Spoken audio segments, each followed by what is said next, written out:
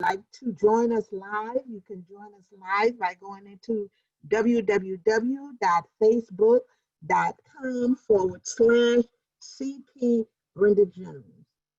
Today's edition, we will talk about several contracts approved by City Council that positively impact the care and the quality of life for Detroiters. Last week, the Supreme Court ruled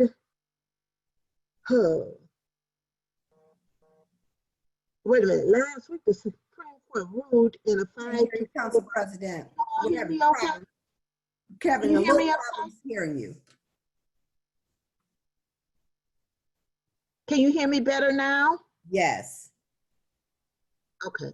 Last week, the Supreme Court ruled in a 5-4 decision that the president's administration could not block the Deferred Action for Childhood Arrivals program because it failed to provide an adequate justification.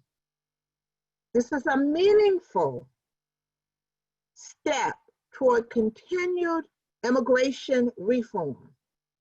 Yesterday, the Detroit City Council approved a contract with the International Institute of Metropolitan Detroit Incorporation to provide immigrants comprehensive support services which are geared toward creating pathways to citizenship, home ownership, integration, and self-sufficiency.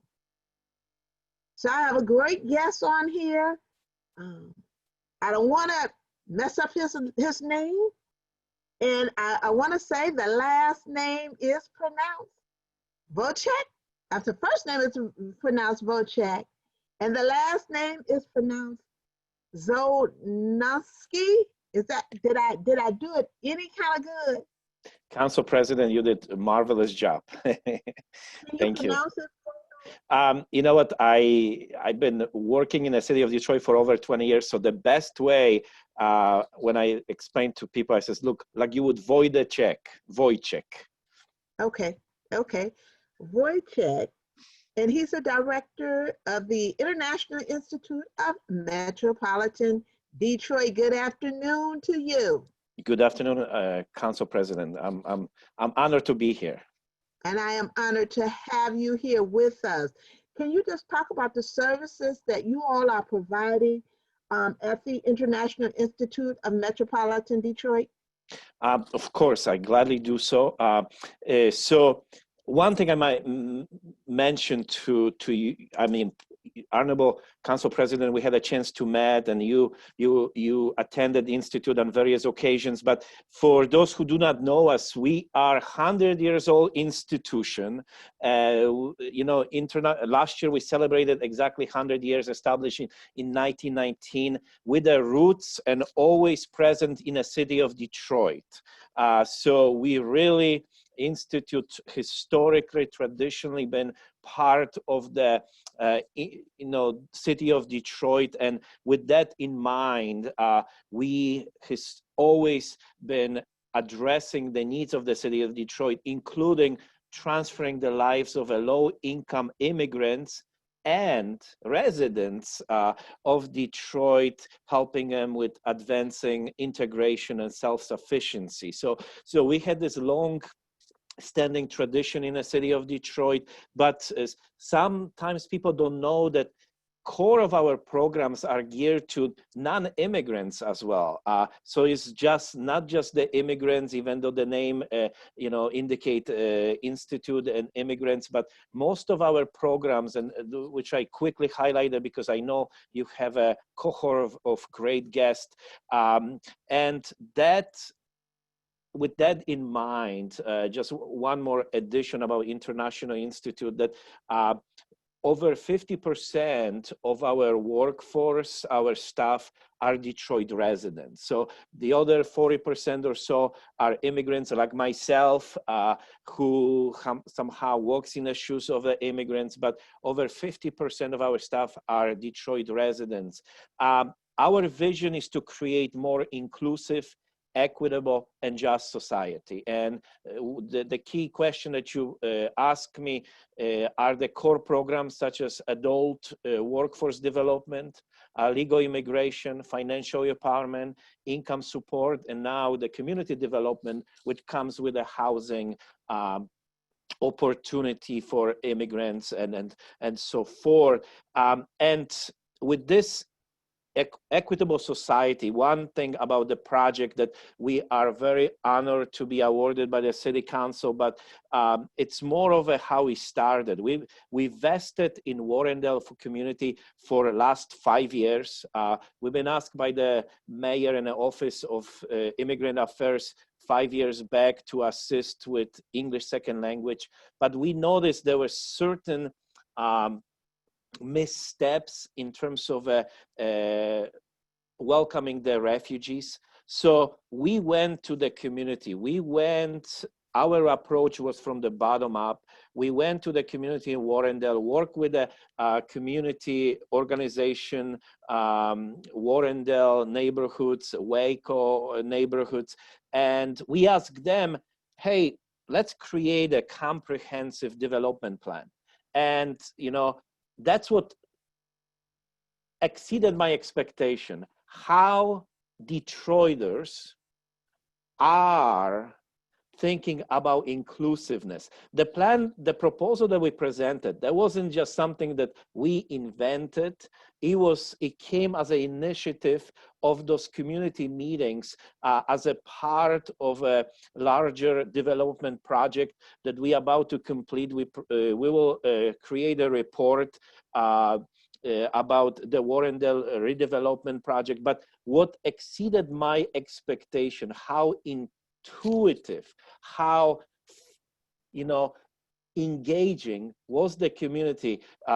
We call upon the residents of Warrendale, and that was part of their initiatives. They want to welcome the neighbors. If people think, oh, Detroiters, they think of it, they were very engaging. They were very objective, goal-driven individuals that we want newcomers, but we want them to accelerate the adjustment process so they not just become renters, they own the home. They learn language, but also they know the ordinance. So with that in mind, we create this proposal, and we wanted to add as a piece to solve certain issues or address certain issues. But we hope, Council President, that hopefully that after this initial stage, we can replicate in the various pockets throughout the city of Detroit. So let me ask you a question, and thank you so much for that information. So when you talk about the city of Detroit, and we know that it is important that Detroit, the city of Detroit, help fund the support services. But let me ask you a question. Are the services only available to Detroiters, and what are the requirements that one needs to meet to receive the services? No, I mean, one of the requirements, because, we're working with various, institution like Detroit Employment Solution. As you know, Institute is also a recipient of the CDBG for over 20 years, at least that I can remember, and probably longer, but low-income residents. So for example, like we assist right now, we have a 500 cash assistance for Detroit residents. And as long as it lasts, so I don't want to overpromise, but as long as it's a low income affected by COVID-19, we'll be gladly to assist Detroit residents and enroll in a various program. Right now, we assist Detroit residents with employment opportunity. As you know, base data indicates 40% unemployment. We assisting Detroit residents with various programs and so forth. With the housing project and the cohort, as you indicated, the pathway to citizenship, referring to DACA, we wanted to create opportunity and present Detroit, or almost like a brand Detroit from a different angle.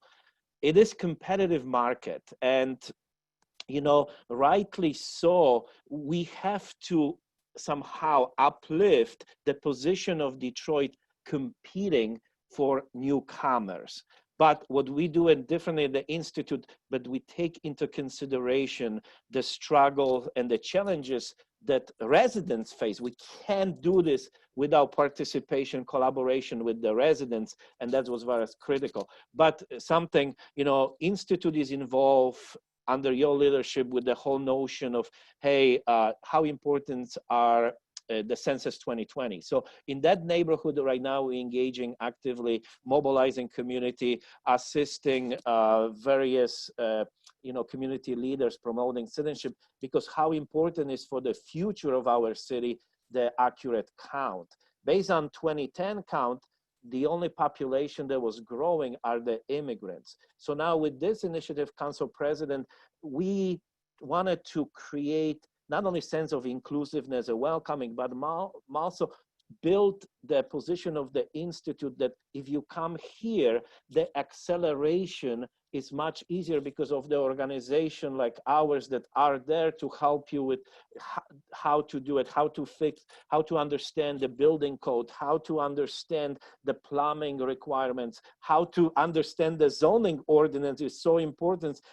So you fit in with the neighborhood that you live in, but those services will be provided, and that's a unique approach of our strategy, by the neighborhood of organization. This way they can start talk, they can start communicate, and hopefully we can create certain, if you wish, I call it the marketing, the branding advantage that Detroit is very aggressive into creating the vision of inclusiveness with the residents of Detroit, welcoming newcomers, create new opportunity, new neighborhood, and moving forward. Okay, thank you. And how can a resident access your services? They can, the easiest way is to call us. We have for the special need, especially for the council president, because of the COVID-19, we have a hotline, which is, and I will, say it loudly and clearly, it's a 313-600-7618.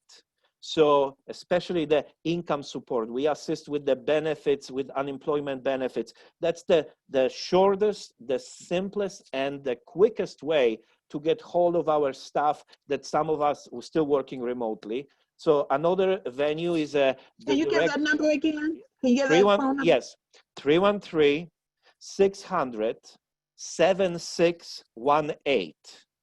Okay. And Council President, if with your permission, I can also send directly to you our brochure with all of the information of call programs and services that you can put on your, your site and the City of Detroit site. We appreciate that. Thank you so very much. And thank you for being here with us. And we look forward to continuing working with you. Thank you so very much. Thank you so much. So we know that COVID-19 affected many people, not only medically, but also financially. If they were laid off, or worse, lost their jobs. And we know people were laid off, people are still laid off, and some people did lose their jobs. This could also lead to them losing their homes. Council approved a contract to provide an increase of funds to expand foreclosure prevention services through the United Community Housing Coalition. Ted Phillips is the Executive Director of UCHC. Good afternoon, Mr. Phillips. Good afternoon, Council President Jones. So good to be here. Thank you for being here with us this afternoon. Can you just tell our listening audience and our audience that's watching us on Facebook about the services that are being provided by the United Community Housing Coalition? Certainly. We provide a lot of different kinds of services to low-income tenants and homeowners. What's particularly important right now is we provide legal representation on eviction cases, rental assistance to help pay judgments, and relocation help if the persons cannot remain in the home, either because it's not livable or because there was no way to be able to pay the judgment, or the landlord or the court would simply not allow it. Right now, our biggest effort is to try to address all of those people tenants who had judgments as of March 13th when the court closed.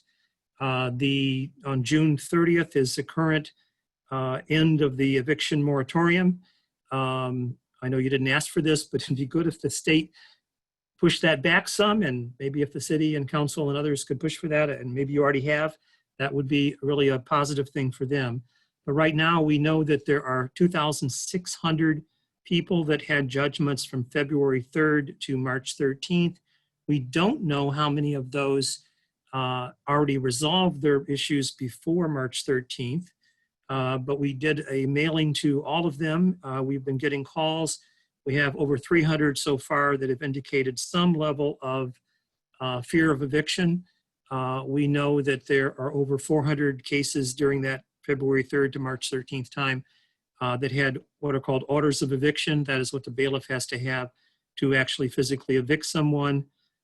So any of those that are outstanding on July 1st could be executed. The bailiffs could do that. So that is our biggest and most serious concern. And if anybody's listening that has a judgment from that period or knows somebody that has one, they should certainly try to contact us, and we will do everything we can to try to prevent that from happening. We're also have done outreach to, there's about 720 cases that were filed that never got heard in March, because when a case is filed for eviction, it's set for hearing 10 days later. So all the cases filed March the 5th through March the 13th have never had a hearing. We've done an outreach to those, again, with letters, and have urged them to contact us or Michigan Legal Services or Lakeshore Legal Aid to be able to get assistance when the court restarts on their cases. Our understanding from the 36th District Court at this point is that cases will be virtually heard and not necessarily in person. That's going to create some hardship, we know, to some folks, many probably. So we want to make sure that they're aware of that and have an opportunity to get counsel. After the court restarts, we are hopeful of being able to increase our capacity. And thank you, City Council, and thank you, President Jones, for your support of that as well. We think we're going to be able to increase the capacity by about 4 to 5 times in collaboration with Michigan Legal Services and Lakeshore Legal Aid. So in addition to providing representation, again, there's rental assistance payments and there's housing relocation help. In addition to those services, we also are continuing to do tenant organizing assistance, mostly in subsidized buildings or buildings that have low rents, to try to protect those subsidies and those low rents. And we're continuing to do foreclosure prevention help. Our biggest area there has been tax foreclosure. This year, due to the virus, the Wayne County Treasurer canceled all of the foreclosures, and for most people, almost all people, that was a good thing. But there is still the looming problem of next year. And with the foreclosures ending, it is very important for those persons who were in trouble and about to lose their homes to get some help. And we also know there is still a high delinquency rate in Detroit. So the expectation is that the number of homes potentially in foreclosure next year may likely go up substantially. So there are things that can be done to address that, and we're trying to work on those now rather than waiting until January of next year. We also do a lot of work around land contract issues that come up. There aren't a lot of mortgages that we're seeing for low-income persons in Detroit, but we do a lot of land contract work. And lastly, we do, as you know, Council President, and the council's worked with us very strongly on this, we have developed a home buying program for those persons primarily in tax foreclosure. And we've now, in the last year, created a home repair program for that same group as well. So that's the range of services that we are undertaking right now. Thank you so much for that. And those are some good services.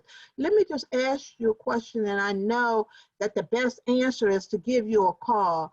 But what tips and tools would you have for residents who are facing foreclosure? as well as the advice for someone experiencing the landlord-tenant issues. I know give you a call is the best, but in case someone is sitting there and hesitant about calling you, what would you say to them? Well, certainly for anyone in tax foreclosure, and that's been the biggest problem for the last several years in Detroit in terms of the foreclosures. If they're low income, they absolutely should still apply for the HP TAP, the Homeowner Property Tax Assistance Program. It's sometimes called the Poverty Tax Exemption or the Property Tax Exemption, but they should absolutely apply for that. That will give you an exemption from the 2020 taxes, but more significantly than that even is it will qualify you for the new state legislation, the PAYS program, the Pay As You Stay. And what that can do is to eliminate all of your back taxes, take you out of foreclosure, and give you a payment plan over 3 years at 0% interest.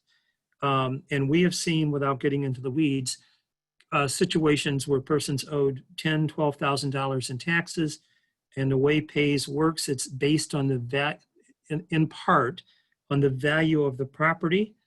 We've seen cases go from $10,000 to $12,000 to as little as $1,000 or even $800 for all of the back taxes and you're out of foreclosure. So that is really a great asset. The other thing is that there are certain payment plans that people can get into. They probably should get counseling before they do that because there's some significance to the timing of them. But what would be really important right now is to make sure that little things are done, such as if they're not the recorded deed holder, to get that out of the way before, as soon as they can. And among other things is they're going to need a recorded deed to get a poverty tax exemption. If they don't have their name listed as the taxpayer, they need to do a property transfer affidavit with the city of Detroit. If they're not listed as living there and they are living there, they need to make sure their principal residency exemption is done. If they're in the home of their parents who passed away and there's a need for a probate case to be done, that's something they should probably talk to someone first about, an attorney first about, and we provide help, or Michigan Legal Services provides help with that. We work with them, but certainly that's something they would want to try to get out of the way now as well. And the other piece would be just in general, saving money. Normally, I guess I would say, pay your taxes, pay as much as you can. But if you're really behind so much that you're not going to be able to catch up, it probably is better advice to first talk to somebody, talk to us or other counselors, and at least know what your options are and know what you're going to have to come up with, rather than paying money and finding out, oops, it's not enough. So on the tax foreclosure, I think those are the basic things. On the eviction issues and what have you, I think it's important to be mindful. If you have a judgment, you're going to need to get help on that. There really isn't any two ways about that.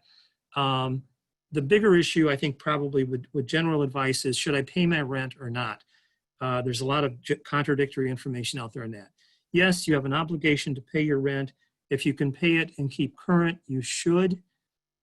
On the flip side, if you owe $5,000 right now or $4,000 or some enormous amount, enormous is relevant, different to each of us, and you can only pay a small portion of that, then before you pay the small portion, you need to get something in writing from the landlord. If the landlord's going to take $500 and call it a day, or give you a payment plan, then that should be something in writing.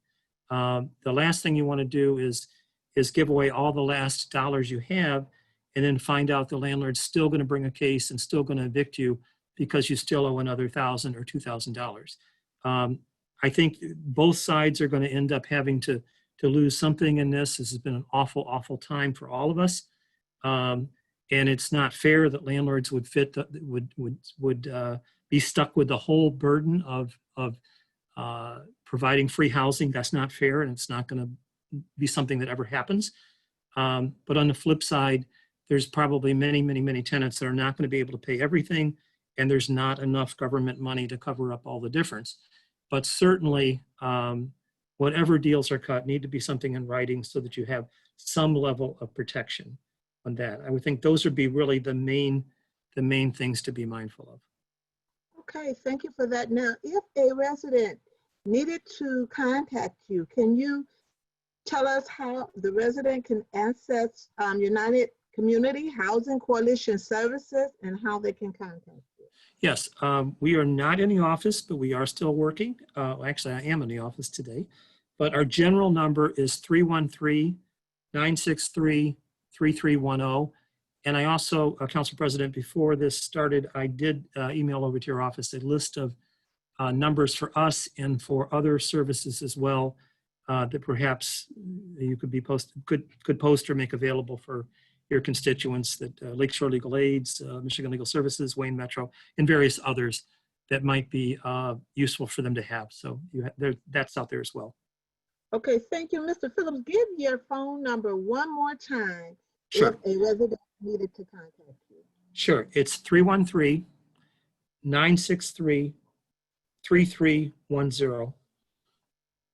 Thank you so very much, and thank you for what you all do at the United Community Housing Coalition to assist the citizens who need your help. Thank you so very much, and you've been doing it for a while, so we truly appreciate you and your Thank you for your over there.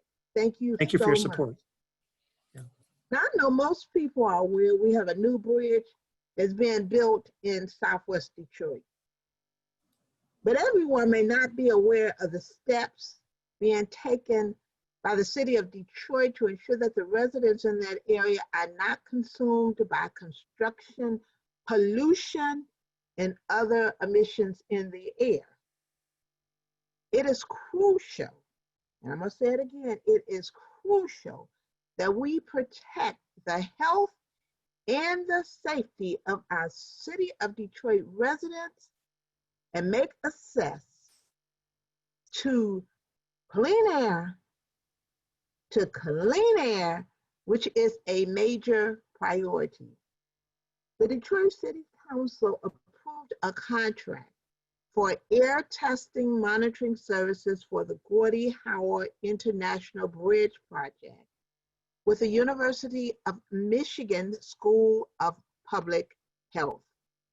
Joining me to talk about the contract is Lauren Fink, the community manager with the Detroit Health Department, and also Dr. Stuart Batterman of the University of Michigan School of Public Health. Good afternoon to both of you, and thank you both for being here. Thank you very much for having us. Okay, can you just talk about the air testing monitoring services provided by the University of Michigan School of Public Health? Sure, I'll take that on. I'm very happy to chat about this. We are doing several types of monitoring. We are first using a mobile platform, a truck that cruises around Southwest Detroit and measures air quality as it drives around. And that vehicle is able to fill in the gaps between the locations that are monitored by the State Department of Environmental Quality, EGLE, and monitor air where people live, near the schools, in their communities. And the second type of monitoring that we're doing is at homes that are near the highways and the new bridge area that will be affected or potentially be affected by the new international bridge. And that monitoring is taking place inside homes of volunteers and also outside of their homes, so we can understand how much of that air pollution outside gets indoors. And these are two different monitoring efforts that, like I said, complement what the state is doing. And the state has added 3 or 4 additional permanent sites in Southwest Detroit to characterize air quality there as well. So we started this monitoring in spring last year, and we're out there pretty much every week except we've been shut down also due to COVID. But we're hoping to resume our activities in the next few weeks. Okay, thank you. And so why is it necessary as it relates to the bridge? And why do you and how does residents get engaged?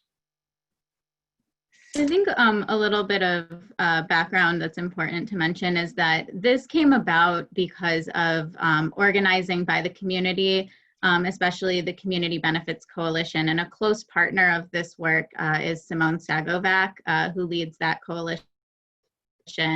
And so the community organized for almost 10 years in the lead up to the bridge the plans being finalized for the bridge to be built.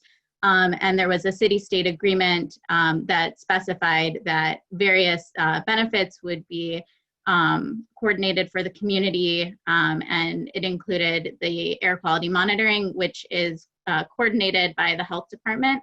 And then we've contracted it out to Dr. Batterman for this piece of it, who's done an amazing job and been such a great partner to all of us.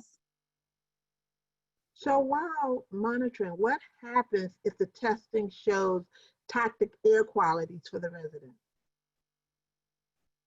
So an important thing to note is that, and Dr. Batterman can explain better than I can, but this type of monitoring is not regulatory. So it can't be used to require action on the part of any companies or to find them in violation of any laws. However, it can provide really valuable information about changes over time or differences in pollutant levels in different locations. The mobile monitor can also provide information on a much smaller scale than the monitors that the state operates. So it can provide information that supplements those monitors. And if Dr. Batterman's monitors, or when they do find levels that may be of concern, that information is shared with our close partners at the State Environment Agency, and we work together to take a look at the data and think through what next steps should be. We've also worked closely with the Windsor-Detroit Bridge Authority, the environmental team over there, and we can provide information to them. They have action plans as well, and their own monitors on site. So there's a great deal of data being collected on air quality in the area. Okay, thank you so much. And I am one that is very high on air quality. I've not always had asthma and bronchitis. And within the last 15 years, I have now asthma and bronchitis. And so air quality and the emission and everything is so important as we talk about the bridge and things that are going on. So you talked about not being regulated, but can you talk about additional steps that can be taken on the local and state and federal level to help improve the air quality for Detroit residents? Sure, I'll take that one on. So at the state level is where most of the action is with respect to pollutants that are regulated. EPA has standards and the state enforces those standards. And so this project is focusing on monitoring.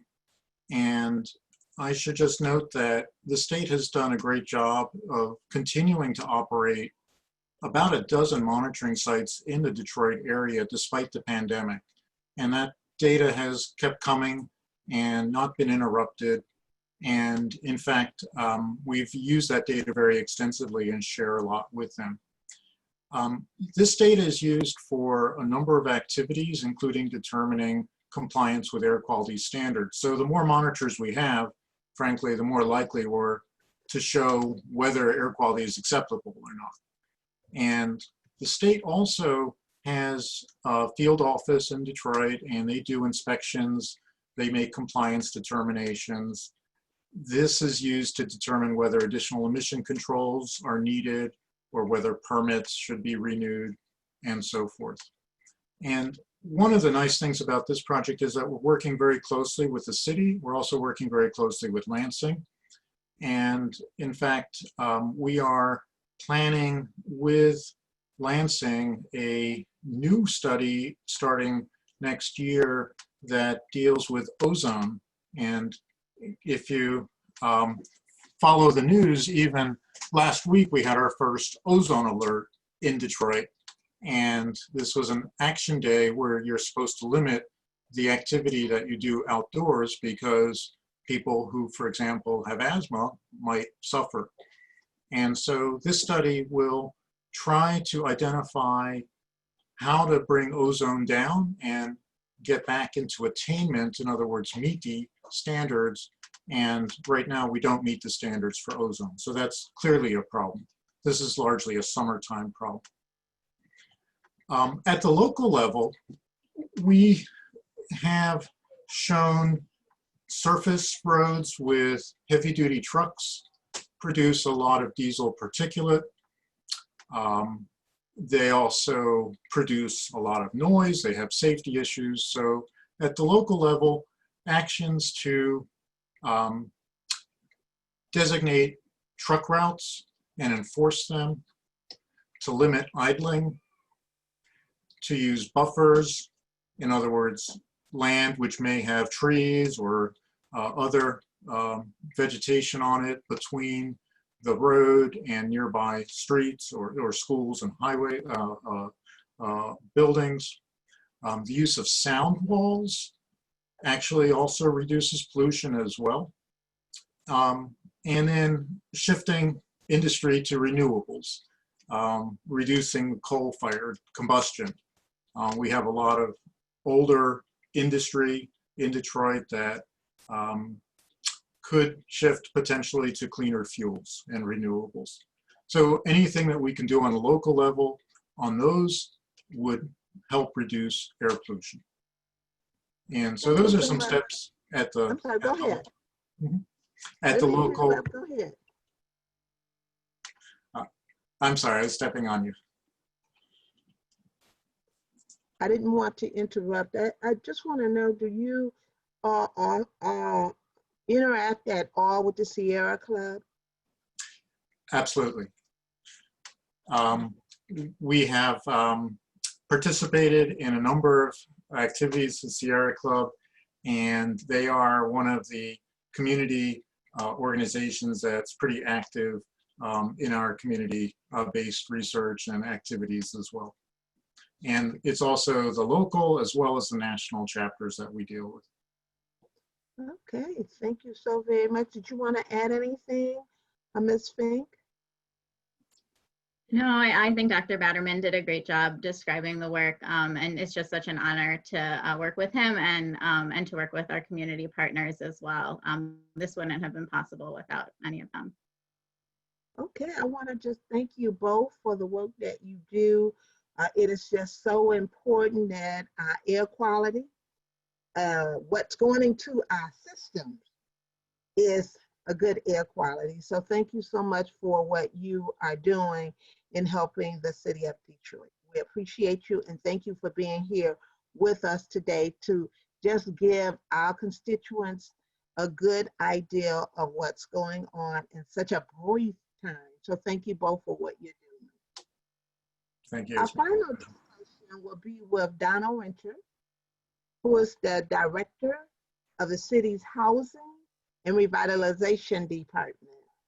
The city of Detroit has received approximately $30 million funding toward housing. The funding will be utilized for emergency shelter services and outreach, rapid rehousing, homelessness prevention, eviction avoidance, legal counsel, tax filing preparation assistance, emergency rental assistance, housing and financial counseling, affordable housing development, COVID-related assistance for affordable housing development, senior home repair, senior healthy housing assistance, relocation assistance, and rental repair programs. Good afternoon to you, Hey. Mr. Rencher. Good afternoon. Good afternoon. Thank you, President Jones. Great to be here with you today. I know that was a lot, but all those things are needed. And just so essentially, City Council passed our ability to accept and appropriate funds for what we call the CARES Act, $31 million. 21 of it being CDBG and $10 million being ESG, Emergency Shelter Grant, specifically for homeless activity. And so when I was putting this budget together of what we should be spending our money on, the number one thing was trying to avoid housing disruption. We all were in the middle of this pandemic in March, when they told everybody that you had to quarantine and stay sheltered as much as possible. And of course, for our homeless brothers and sisters, that's really, really difficult to do. So we spent a lot of time with our homeless shelters to figure out how we can keep them sheltered and separated from others and to be as safe as possible. But that also comes with our other Detroit residents that are out there who potentially could find themselves in a time or a space where they're losing their housing. And so just to kind of give you a quick synopsis of this, and President Jones, I'll send you our one-pager that provides numbers and information on how you can contact any one of these groups to receive additional support if you are facing any type of housing issue. But I would like to start off with UCHC. Ted Phillips is and his entity are great stewards of the city of Detroit and helping people with eviction assistance. We provided funding from them. I know that a part of the questions you all had for me is the timing of this. HUD has to approve, and then we have to take everything through City Council through a contract. So hopefully we can push through a contract with Expediency through our OCP department to get some eviction assistance funding to UCHC so we can help our residents stay in their home. And so that's one, and hopefully that can be agreed upon. I know, Ted, we're working on that contract and that scope of work right now. But as Ted told you, they provide this service right now. What we're doing is giving them more money so we can provide them more capacity to do the work that they already do. And so Ted has provided you his information and contact information. So I would encourage people to reach out to UCHC and provide that guidance for them. Mr. Rencher, the Yep. programs, a lot of these programs will begin the week of July the 6th. Will these services be contracted out to other service providers, or will they just be provided directly to residents from the Housing and Revitalization Department? So that's a great question. So I would say more than probably approximately half of the dollars that we have are being given to entities that already exist and already have contracts and already do the work that they do.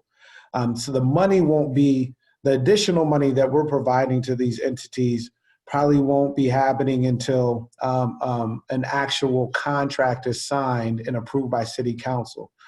We tried to get it by July 6th. We're still waiting for HUD approval.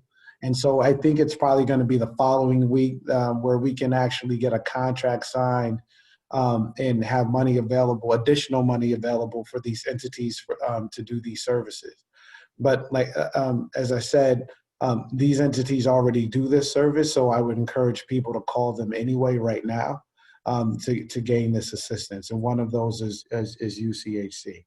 Okay, and let me ask you this question, because one of the things that I'm really big on is to make sure we are prioritizing Detroit businesses that hire Detroiters. Are you all looking at making sure that these businesses are hiring Detroiters?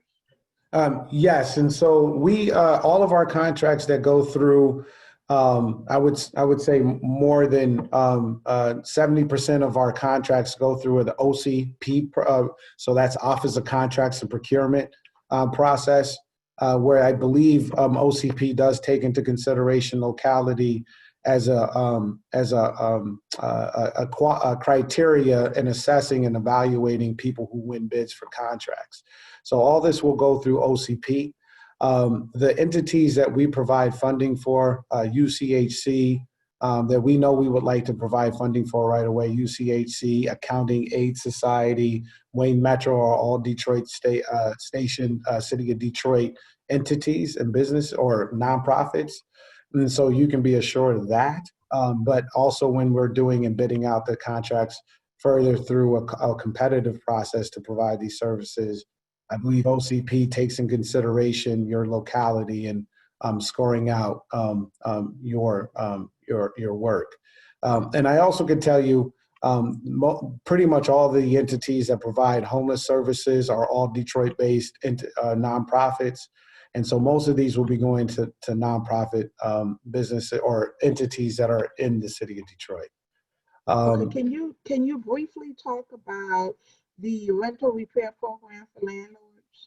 Sure. The rental program is a program that is new. We're still working on the criteria of that and how people would sign up. Essentially, we want to make this available for landlords to gain access to badly needed capital so they can actually provide repairs for their low-income tenants. So we actually know that more than 50% of people in the city of Detroit are renters. And of those 50%, 70% of those renters rent single-family homes. And of that those single-family homes that are rented, a majority of those people are low income.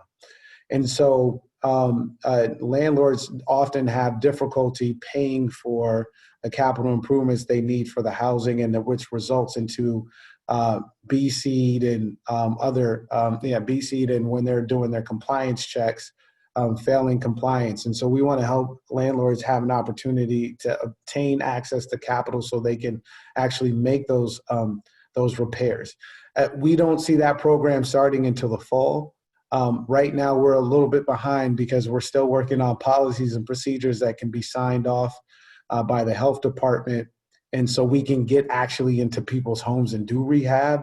Of course, I think everybody can agree that we have to be safe and cautious when we're going into people's houses. Multiple people doing bids and walkthroughs and contractors and GCs and subs walking through a person's house during the pandemic can be disastrous if you don't have the right parameters in place. And so hopefully bringing that program along in the fall. So how will the residents be notified of the availability of funds as we are moving forward? So for all of our programs, we'll make sure this is online, and we've been using our housing. We have this housing resource guide, one pager that we're passing out to all the dons, and we'll make sure that all city council members know about the information. And we'll continue to provide information through all media channels to make sure that people know where to go to get information. It's a collective thing where our information is going into a one pager along with the water department, as Ted talked to you about the water's new initiative to help people with low income to pay water bills. We talked about HTAP or to essentially provide low income individuals the ability to get rid of old penalties for missed tax payments. And so we're providing all that information all into one housing resource guide. It's a one pager that we've been disseminating to the Detroiters. But we'll have that information on our website, and we'll continue to provide that information to you, President Jones, and also other council members, and continue to disseminate this information in the community. Okay, thank you so much for that. Mm-hmm. I want to thank you for being here with us, providing us with this much needed information. Yep. I want to just see if we have any questions that anyone has that are online with us, or any questions from Facebook. Ms. Wesley? We do have one question. Shelter Services and Outreach, Rapid Rehab. Ms. Wesley? I'm sorry, I can't hear you. We do have one question. Shelter Services and Outreach, Rapid Rehab. Can you all hear her okay? I'm sorry, I can't hear you. We do We have can't one hear you. question. And the question is from Jack Moon. Rapid Rehab. How do U of M, can everyone hear me? Now we can. We do We have, can't hear you. okay, once, and the question is from Jack Moon.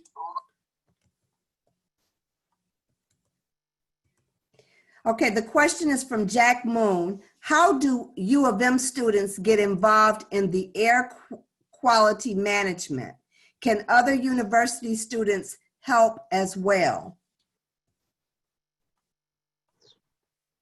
Mr. Batterman, Ms. Fink. Yeah, hi, thanks. We have a number of students who have helped with the project, both in the summertime, when typically we have them working in the laboratory. They have to be 18, so it has to be probably college students or maybe a senior. And then sometimes we have them working through the term as well. And right now there is one student working on this, and usually we have quite a few more, but because of COVID, the labs have been shut down to part-timers and only a few students or a few staff are in fact working. If they want to get in touch with me, I encourage them to send me an email and or contact Lauren, but my email is probably the most direct. So my email, if you would like me to give it, is Stuart B, STUARTB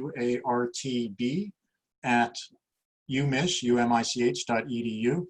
We're always looking for good students, and I really encourage folks to interact and talk with us about it. Okay, and then we have one other question from Jack Moon, and this is for David Rencher. Are you committed to having 50% of your program be employed by Detroit residents? Yeah, so if they're asking, I'm not sure exactly what program, but the funding that we provide to subrecipients to carry out our programs, I believe we're already way above that. So I would have to make sure I follow up with OCP, but yeah, I definitely would love to make sure we're committed to that number. OCP has a lot of responsibility in determining who wins our bids, and so I would have to make sure I talk with them about how they evaluate. But for sure, this money is for Detroiters, and I can tell you the nonprofits that provide the services for Detroiters are all pretty much Detroit businesses. The only area in which I can see there might be some outside entities or people who do affordable housing development projects. And we provide, when we evaluate developers who receive money to do these affordable housing projects, we give more points for people who follow Section 3, which is a federal rule that makes sure that we push for developers who we give money to be local. And so that's one of the things we do take into high consideration. But I could tell you for all of our shelters that provide shelter space for homeless individuals, all those are Detroit-based nonprofits. And all the entities that Wayne Metro, UCHC, Accounting Aid Society, all those are Detroit nonprofits or have their main offices in Detroit. Donald, I just want to apologize for calling you David. That's okay. I knew what you were talking about, so it's fine. And Thank you, Mr. Rencher. we didn't have any other questions on Facebook. Okay, thank you. And I don't see any hands raised. I want to just say to the person who asked that question, if you know anything about this council president, that is one of the questions that I'm constantly asking.